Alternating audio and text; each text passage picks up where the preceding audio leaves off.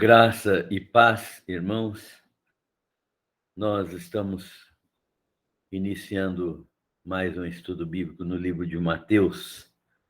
Hoje nós vamos estudar o capítulo 12, os versículos 1 a 21. Nós vamos, neste momento, proceder à leitura da palavra de Deus. Mateus 12, de 1 até 21. Por aquele tempo, em dia, passou Jesus pelas searas. Ora, estando os seus discípulos com fome, entraram a colher espigas e a comer. Os fariseus, porém, vendo isto, disseram-lhe: Eis que teus discípulos fazem o que não é lícito fazer em dia de sábado. Mas Jesus lhes disse: Não lestes o que fez Davi quando ele e seus companheiros tiveram fome?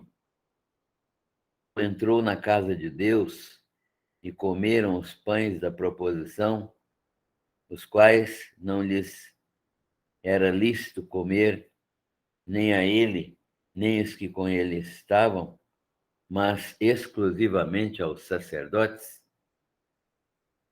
Ou não lestes na lei que aos sábados os sacerdotes no templo violam o sábado e ficam sem culpa? Pois eu vos digo, aqui está quem é maior do que o templo. Mas se vós soubesses o que significa misericórdia, quero, e não holocaustos, não teríeis condenado inocentes. Porque o Filho do Homem é Senhor do sábado. Tendo Jesus partido dali, entrou na sinagoga deles. Achava-se ali um homem que tinha uma das mãos ressequida.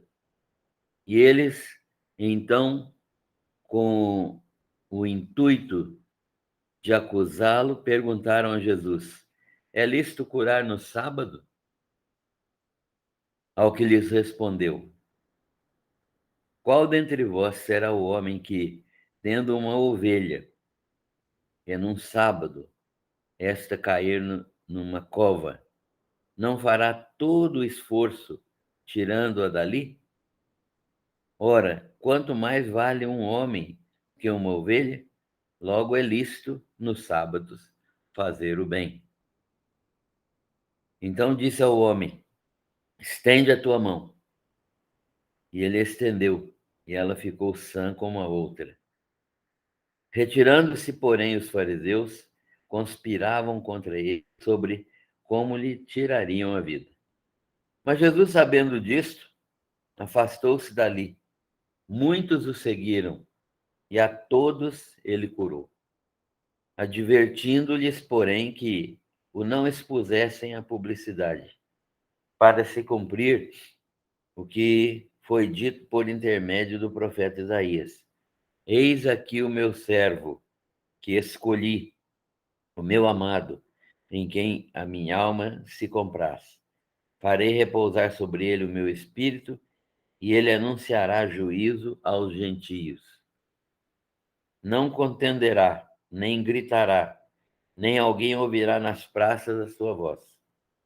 Não esmagará a cana quebrada, nem apagará a torcida que fumega, até que faça vencer o juízo, e no seu nome esperarão os gentios. Lido até o versículo 21. Que Deus abençoe a sua palavra para a nossa meditação e crescimento espiritual. Vamos orar. Senhor, obrigado pela palavra que nós lemos nesta oportunidade. Nós te agradecemos pelo privilégio de podermos estudá-la. Pedimos que o Senhor nos abençoe com a compreensão desta palavra e mais ainda com discernimento, a sabedoria na oportunidade de utilizar essa palavra na nossa vida e de obedecer essa palavra de todo o coração. Abençoa-nos aqui, pois nós te pedimos em nome do Senhor Jesus. Amém.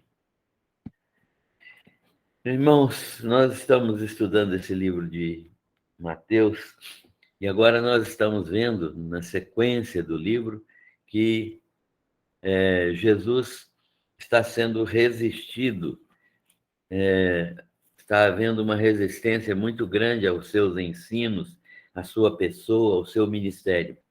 Ele está perdendo um pouco da popularidade porque a imaginação daquele e a imaginação dos judeus era que Jesus se tornaria o libertador político, o, o libertador que viria tirar o povo de Israel de debaixo do jugo romano.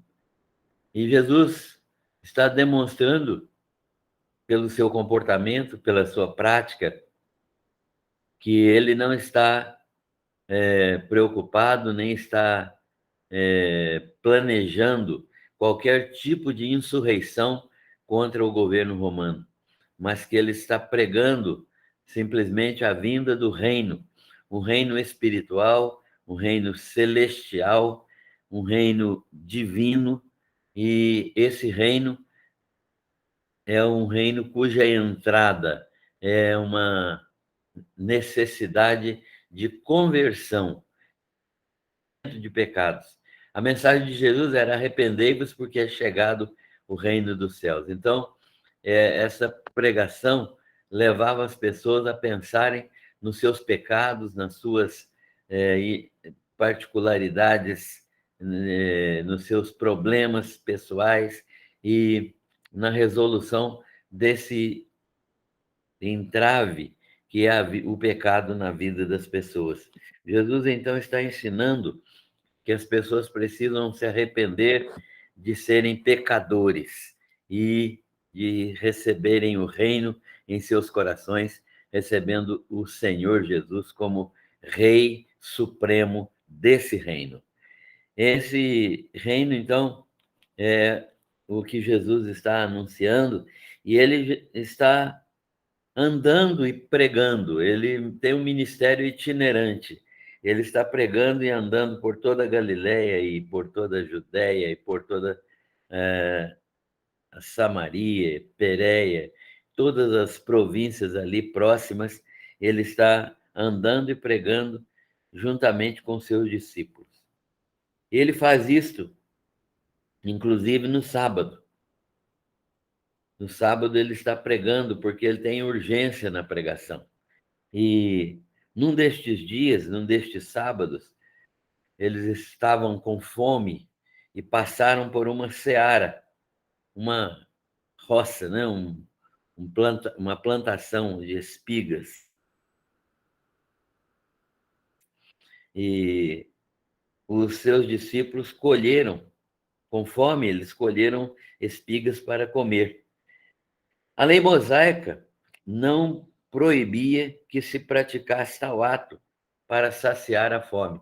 Uma pessoa tinha total liberdade legal de, ao passar por uma seara, se estivesse com fome e fosse um dia como sábado, mesmo assim, eles podiam apanhar o necessário apenas para comer, para matar a fome. Isso não constituía quebra da lei. A lei mosaica não proibia, então, que se praticasse tal ato para saciar a fome. E os fariseus, vendo esta prática, levantaram uma objeção. Levantaram a seguinte objeção: os teus discípulos estão fazendo aquilo que não é lícito fazer no sábado, ou seja, o trabalho de apanhar as espigas, o trabalho de colher o material que estava sendo comido. Isso era um trabalho e nenhum trabalho poderia ser feito no sábado, exceto aquele que era prescrito na própria lei, e que era um trabalho bem reduzido mesmo, só o absolutamente essencial. Então, esse trabalho de colher espigas era um trabalho proibido para quem vivesse debaixo da legislação judaica. E então os discípulos de Jesus estão sendo acusados exatamente deste fato.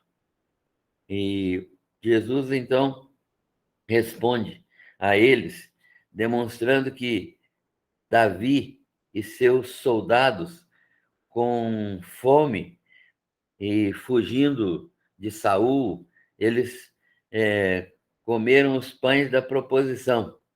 Os pães da proposição eram pães que representavam as 12 tribos de Israel. Eram exclusivos para o uso sacerdotal, porque era uma necessidade imediata de Davi e seus soldados, né?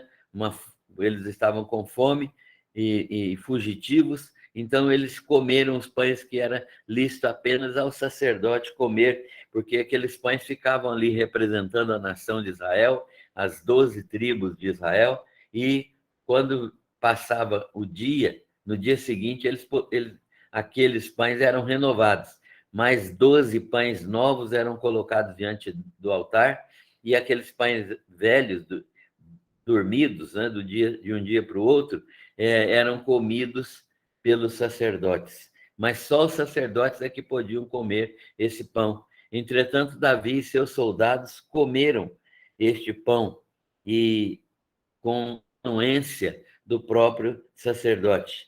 Então, aqueles pães que simbolizavam a presença, simbolizavam que cada tribo era preciosa aos olhos de Deus, a presença de Deus no meio das tribos de Israel, que as tribos de Israel gozavam do seu paternal cuidado, do paternal cuidado de Deus, suprindo as suas necessidades, era então uma manifestação do amor de Deus, né? E só os sacerdotes é que poderiam utilizar-se daqueles pães, mas ali Davi e seus soldados utilizaram. O sacerdote reconheceu, então, naquele momento, que era moralmente correto dar aqueles pães que eram dos sacerdotes a Davi e seus homens, mesmo sendo dedicado ao sustento sacerdotal. Jesus, então, explica com esse fato, com essa lembrança registrada nas Escrituras, em 1 Samuel, Jesus demonstra que nem tudo acontece do modo como está prescrito, né? E que é necessário avaliar cada circunstância, porque a lei também tem abertura para estas circunstâncias. Jesus continua argumentando com os fariseus que os sacerdotes, no sábado, também quebram a lei. Quando eles oferecem holocaustos ao Senhor no sábado, o que isso implica em trabalho, o trabalho de degolar o animal e de espargir o sangue, e depois a limpeza de todo lugar onde o animal foi morto. E eles ficam sem culpa. Ou seja, há trabalhos que são feitos por causa de determinadas ações e de determinados cumprimentos legais que ficam sem culpa. São trabalhos realizados mais do que o trabalho permitido pela lei, mas que não são culpáveis, porque são trabalhos essenciais necessários. Então, o argumento de Jesus é finalizado da seguinte maneira: se o templo santifica o trabalho, aqui está quem é maior do que o templo. Se o templo santifica o trabalho, se o trabalho pode ser realizado no templo e não é considerado trabalho pecaminoso porque é feito pelo sacerdote, aqui está quem é maior do que o sacerdote e quem é maior do que o templo. Jesus está se referindo a si mesmo, demonstrando que ele é verdadeiramente maior do que os sacerdotes e maior do que o templo. Deus está presente no meio de você. E quem é maior do que o templo sou eu. Eu sou o Deus presente no meio de vocês, e quem é maior do que o templo? Eu sou maior do que o templo. Se o templo santifica o trabalho, aqui está quem é o verdadeiro templo. Jesus está se colocando na posição de verdadeiro templo. Ele não só é maior do que o templo, como ele é o próprio templo. Isto é, Deus está presente em Cristo. Não é isso que Jesus está dizendo. Deus está presente no meio dos fariseus, no meio dos judeus, por meio de Cristo, e eles não estavam percebendo isso. Vocês não entendem, Jesus está dizendo, que a finalidade da lei não é condenar. A finalidade da lei é manifestar misericórdia. E vocês não estariam condenando inocentes se raciocinassem mais. Então, a finalidade da lei para os fariseus era condenar pessoas. Eles viviam a prática da lei para condenar pessoas. A lei para os fariseus tinha o objetivo apenas de punir, mas Jesus está mostrando para eles que o objetivo da lei, quando Deus deu a lei, ele a deu para que ela fosse manifestação de graça e de misericórdia. Ou seja, ela é um mecanismo de afastamento do pecado. A lei é para conhecimento do pecado e para que o se arrependa do pecado, não viva no pecado, afaste-se do pecado. E isso é o que a lei deveria fazer, mas os fariseus estavam entendendo que a lei era apenas um instrumento de punição daquele que não obedecia. Jesus está mostrando para eles que eles não têm misericórdia. E Jesus então fala para eles a célebre frase: vocês deveriam entender, misericórdia quero e não holocaustos. Deus não se satisfaz com holocaustos, com sacrifícios de animais. Os sacrifícios de animais são manifestações legais para demonstrar que houve arrependimento no coração do pecador. Mas o que realmente agrada o coração de Deus não é o holocausto do animal, mas é um coração quebrantado diante dele, diante do Senhor. O Filho do Homem, então Jesus continua argumentando, e o Filho do Homem, ele está se referindo a ele mesmo. Jesus utilizava muito esta expressão Filho do Homem em relação a si. Então, o Filho do Homem é sempre Senhor do sábado, é Senhor do sábado, destacando deste modo seu domínio sobre a criação. Ele é o Filho de Deus. Ele é Filho de Jeová, nome divino de Jesus, né? O Filho de Deus. Filho de Davi é o nome judaico, messiânico de Jesus. E Filho do Homem é o nome que o liga à sua missão redentora. O Filho do Homem é o Jesus que se coloca como redentor, o Rei de Israel, que dá a sua vida em resgate de muitos, né? Então, ele mostra a sua obra messiânica e a sua obra de salvação. E Jesus está dizendo que o Filho do Homem é Senhor do sábado. Ele é verdadeiramente o Senhor de toda a criação. Essa designação favorita de Jesus é usada mais de 80 vezes e destaca sua humildade, sua humanidade, destaca seu sofrimento e sua morte sacrificiais e destaca o seu reino futuro, que vai ser instaurado no seu retorno vitorioso sobre todas as coisas.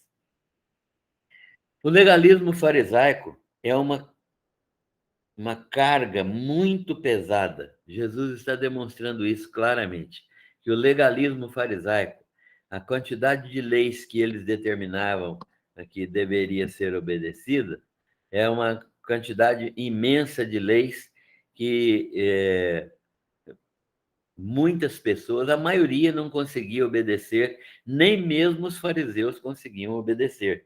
Jesus está dizendo que essa carga de leis, o legalismo farisaico, é uma carga muito pesada, imposta aos homens. Isso é um jugo muito pesado, uma carga muito intensa. O jugo de Jesus, o que Jesus exige dos homens, é um jugo suave e um fardo leve. né? Isso é o que Jesus apresenta como sua proposição para aqueles que o creem nele e o aceitam como Senhor e Salvador. Um jugo suave e um fardo leve. Por quê? Porque ele mesmo se propõe a suportar o fardo e a carregar as nossas cargas. O legalismo farisaico, portanto, é condenado por Jesus. Jesus agora está na sinagoga judaica. Jesus agora está na sinagoga. Hein? Nós o encontramos no texto aqui na sinagoga. Ele entrou na sinagoga. Era um dia de sábado.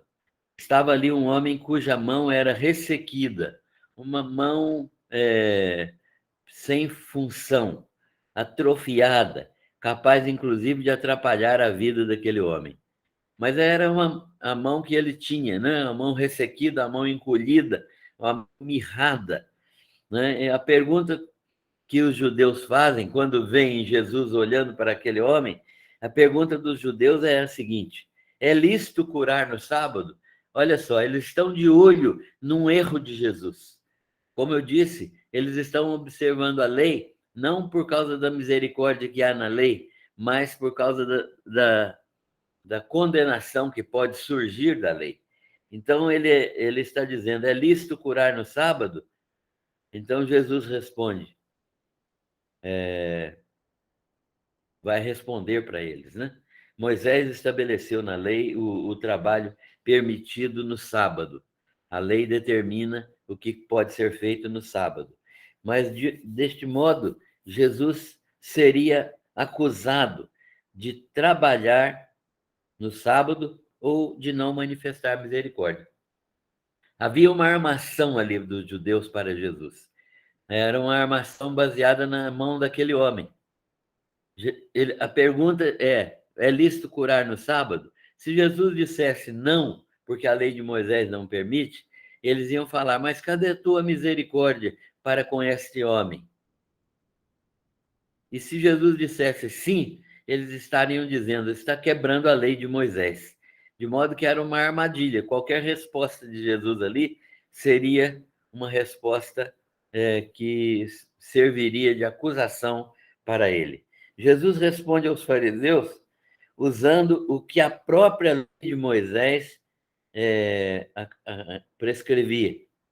E eles se esqueceram que Jesus conhecia completamente, totalmente a lei. E Jesus então disse para eles assim: se um homem tem um animal e esse animal cai num buraco no sábado, é lícito fazer o que com esse animal? É lícito ir lá e tirar o animal da cova? E era lícito, a lei de Moisés previa isso, né? A lei de Moisés previa que se um animal caísse num buraco no dia de sábado, era lícito o trabalho de tirar aquele animal da cova. Jesus então responde aos fariseus usando esse critério, esse aspecto da lei, que era lícito o esforço para tirar o animal da cova. E Jesus conclui: é lícito fazer o bem no sábado. Se pode ser feito um bem para um animal, que fazer o bem para um homem. Então, curar um homem é mais importante do que tirar um animal da cova. Então, Jesus cura o homem. Estende a tua mão. E ele estendeu a mão e ficou com a mão curada, semelhante à mão normal. Os judeus, então, não tiveram outra possibilidade a não ser engolir em seco, né? Mas decidiram matar Jesus e conspiravam contra ele sobre como poderiam lhe tirar a vida. Mas aqui já havia uma rejeição clara ao ministério de Jesus, manifestando oposição sistemática ao Senhor Jesus Cristo. Então, os judeus estavam decididos a matá-lo. Mas Jesus manifesta o seu poder, curando aquele homem e curando muitas pessoas. Jesus está evidenciando mais uma vez a sua divindade.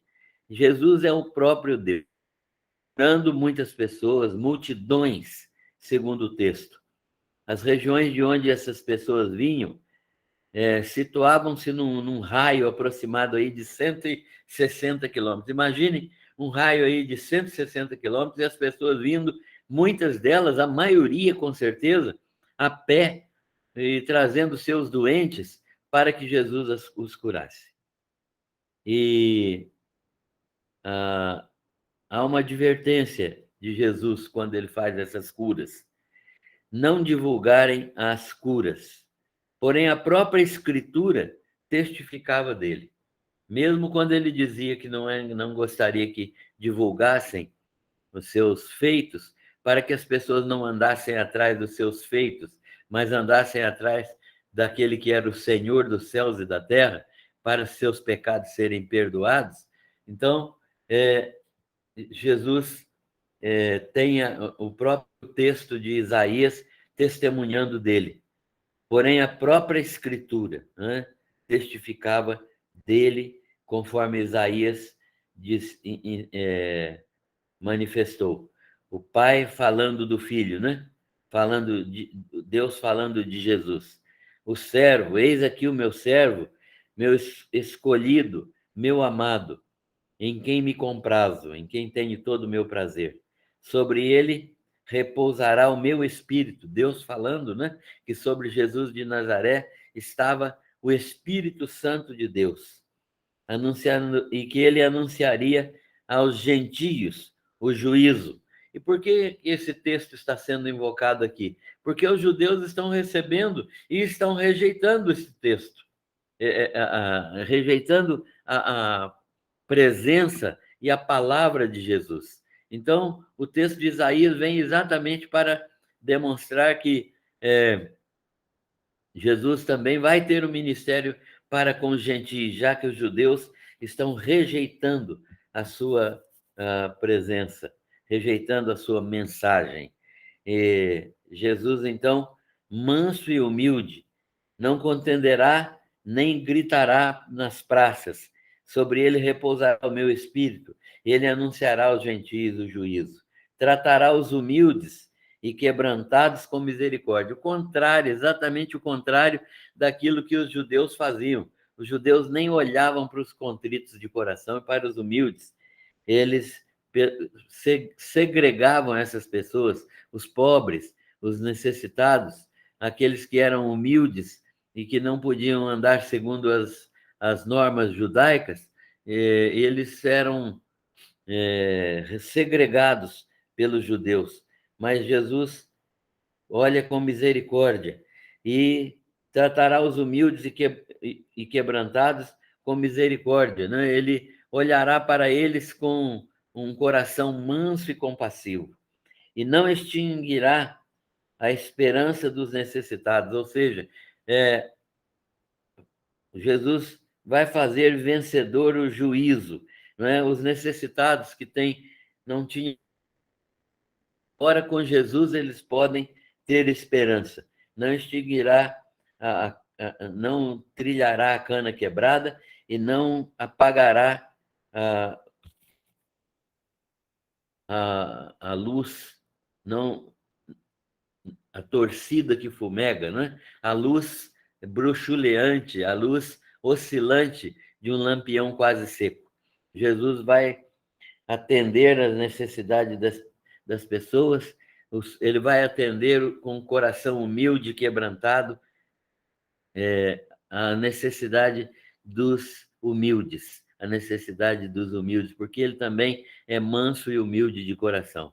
Jesus vai prestar atenção àquilo que os fariseus, que eram doutores da lei, não podiam prestar e não faziam questão de prestar, que é atingir os necessitados. Jesus vai olhar para eles com graça e com misericórdia e vai manter viva a esperança dessas pessoas num dia de juízo, numa oportunidade de julgamento real e julgamento justo. Então, Jesus está exercendo o seu ministério. Jesus é a esperança dos gentios. No seu nome esperarão os gentios. Jesus virá e manifestará a sua graça também em favor dos gentios. Seu nome é a esperança dos gentios. E Jesus vira seu ministério, ele observara o seu ministério e agora ele muda o seu ministério para os gentios. Ele é a luz dos gentios, em quem estes gentios depositarão sua esperança. Ou seja, Jesus vai atender também os gentios, já que os judeus o estão rejeitando. Quais as aplicações deste texto para nós hoje? Primeira, Jesus é Senhor do sábado. Isso significa o que na nossa vida? Jesus é o Criador de todas as coisas, inclusive de mim e de você. Se ele é Senhor de todas as coisas, ele é também seu Senhor e meu Senhor. Qual é a relação que nós temos com o senhorio de Cristo? Se Jesus Cristo é o Senhor, ele é o Senhor da nossa vida, e se ele é o Senhor da nossa vida, o que é que isso realmente significa? Nós precisamos entender o que significa ser servos do Senhor Jesus e o que significa ser ele o nosso Senhor. Significa que a nossa vida está comprada por ele, está completamente nas suas mãos. Ele é o dono absoluto das nossas vidas, de todas as nossas decisões, e nada do que fizermos deve ser feito fora da sua vontade. Nós não vivemos para nós não vivemos para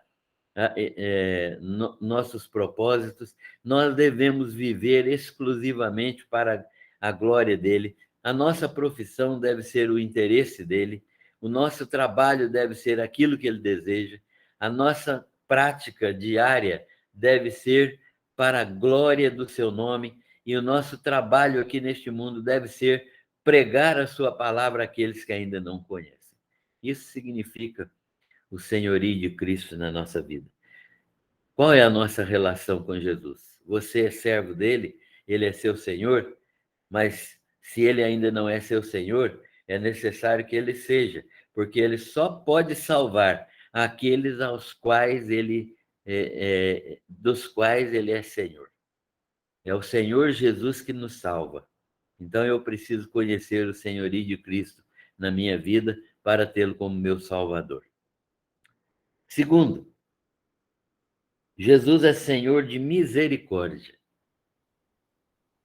Que maravilha isso significa.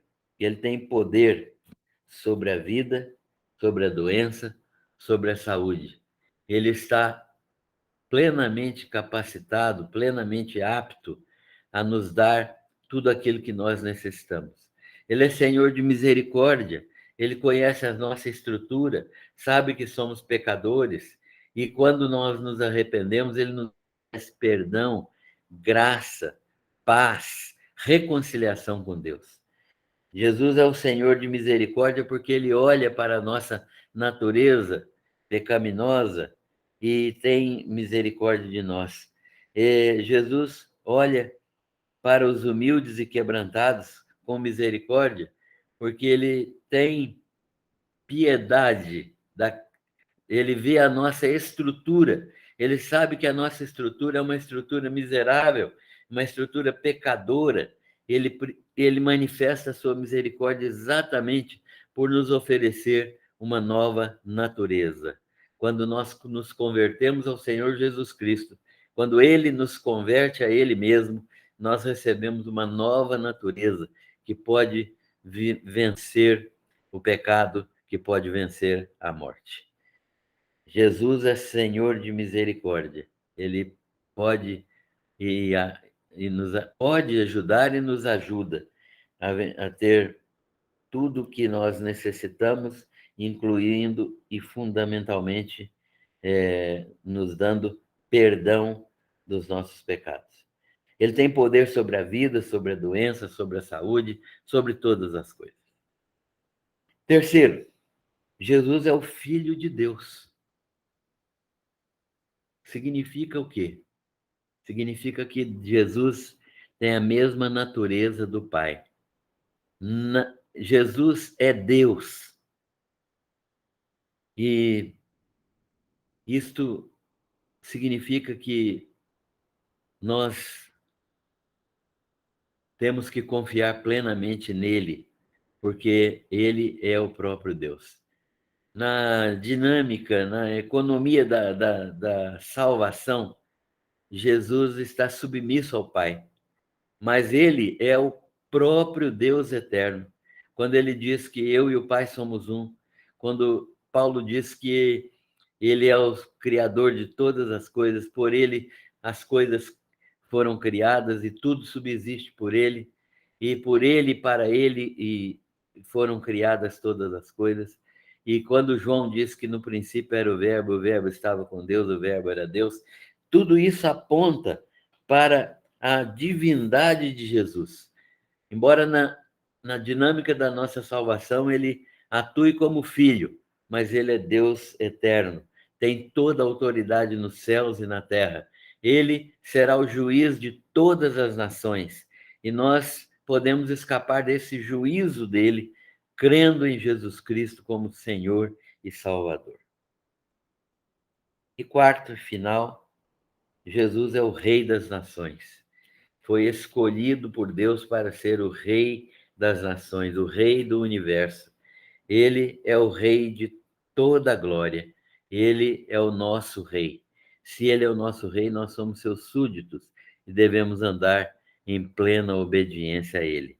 Esse Rei eterno virá com seus anjos e com a sua igreja num domínio absolutamente sempiterno, num domínio absolutamente universal, num domínio sobre todas as coisas, manifestando sua perfeita glória e manifestando sua infinita graça sobre todos nós. E no tempo em que ele estiver executando o juízo, ele vai manifestar também toda a justiça de Deus, porque ele é rei justo e rei de amor. Ele é rei justo e rei de misericórdia. Ele é rei das nações. Ele é o nosso rei. Que verdadeiramente nós estejamos sujeitos a esse rei, sejamos súditos desse rei.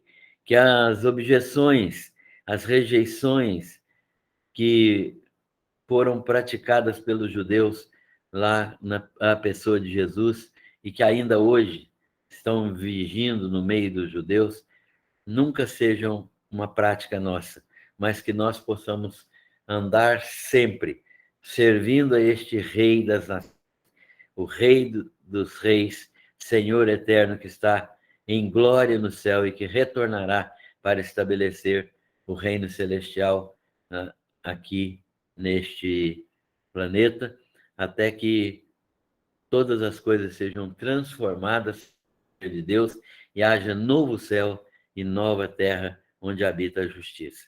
Que Deus nos abençoe e faça compreender a sua palavra neste momento. Obrigado a todos, graça e paz aos queridos que nos ouvem nesta oportunidade. Amém.